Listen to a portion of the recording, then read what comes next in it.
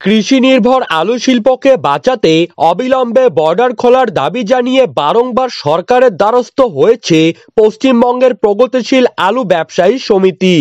বিভিন্ন প্রশাসনিক দপ্তরে গিয়ে গিয়ে সমিতির কর্মকর্তাদের জুতো ছিঁড়ে গেলেও এখনো খোলেনি বর্ডার। গত সপ্তাহ থেকেই নতুন আলু উঠেছে মুর্শিদাবাদ, মেদিনীপুর ও বাঁকুড়া জেলার কিছু কিছু অংশে। একেই পশ্চিমবঙ্গের হিমঘরগুলিতে জমা রয়েছে আলুর পাহাড়, তার ওপর নতুন পোখরাজ আলু আমদানি হবার চাপ বেড়েছে। এই পরিস্থিতিতে রাজ্যের আলুর বাজারে ধস নামার আগেই যেন ভিন রাজ্যে আলু পাঠাতে পারেন সকলেই। বাংলার মুখ্যমন্ত্রী কবে আলু রপ্তানির ছাড়পত্র দেন সেই দিকেই তাকিয়ে আছে রাজ্যের সমস্ত আলু সংরক্ষণকারীরা। গত শনিবারের হিসেবে 4 লক্ষ মেট্রিক টন আলু মজুত রয়েছে পশ্চিমবঙ্গের কোল্ড স্টোরেজগুলিতে। বাংলায় মজুদ নিম্নমানের আলু, যেটা অবিলম্বে বর্ডার পেরিয়ে ভিন রাজ্যে রপ্তানি হতে পারে, তার অনুরোধ জানিয়ে মুখ্যমন্ত্রীর সহকারীকে আলুর হলফনামা জমা দিয়ে ফিরে আসতে হয়েছে আলু ব্যবসায়ী সমিতির রাজ্য কমিটিকে।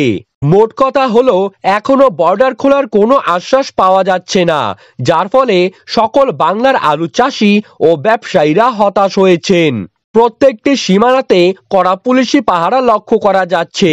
যে কোনো আলু বোঝাই ট্রাক বর্ডার লাগোয়া অঞ্চলে দেখা পেলেই পুলিশ কিন্তু সরাসরি ভাবে কেস করে দিচ্ছে, যার ফলে ট্রাক ড্রাইভার সহ ব্যবসায়ীদেরকে কিন্তু পুলিশি হয়রানির শিকার হতে হচ্ছে। এক কথায় বলতে গেলে নানান জটিলতার মধ্যে পড়ে যাচ্ছেন ব্যবসায়ীরা। লোকাল মার্কেটেই বাংলার পুরনো আলু ঘোরাফেরা করছে, আর অন্যদিকে বর্ডার বন্ধ থাকার সুযোগ নিয়ে ভিন রাজ্যের বাজারগুলি কিন্তু ধরে নিয়েছে উত্তরপ্রদেশের পাশাপাশি পাঞ্জাবের আলু ব্যবসায়ীরা। ফলে অধিক মুনাফা লাভ করে তারা কিন্তু ফুলে ফেঁপে উঠেছেন। ভালো দামে আলু বিক্রি করে তারা দিনের পর দিন লাভবান হয়ে উঠছেন, আর বাংলার ব্যবসায়ীরা ভিন রাজ্য থেকে তাদের বকেয়া টাকা কিভাবে তুলবেন সেই চিন্তায় ঘুমোচ্ছেন না। বর্ডার সিল করার পর পশ্চিমবঙ্গের বিভিন্ন হিমঘরগুলিতে কুইন্টাল প্রতি আলুর দাম কিন্তু 500 থেকে 600 টাকা কমে গিয়েছে। লসের মুখে পড়ে অনেকেরই কিন্তু পুঁজি হারিয়ে গিয়েছে। অপরদিকে হিমঘরে পুরনো আলু পড়ে থাকার কারণে নতুন আলুর দাম হবার সম্ভাবনা খুবই কম।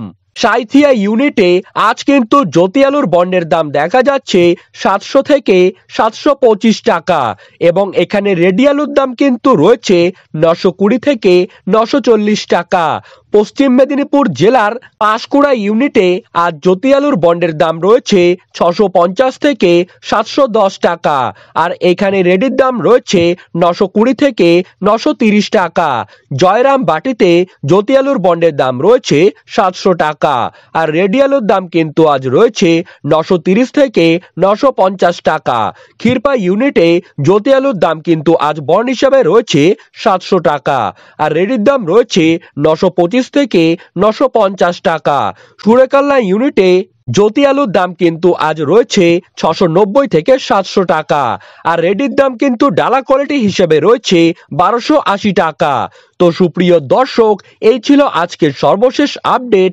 আপনাদের যদি ভিডিওটি ভালো লেগে থাকে তাহলে অবশ্যই আমাদের ইউটিউব চ্যানেলটিকে সাবস্ক্রাইব করবেন এবং পাশে থাকা বেল আইকনটিকে প্রেস করে রাখবেন।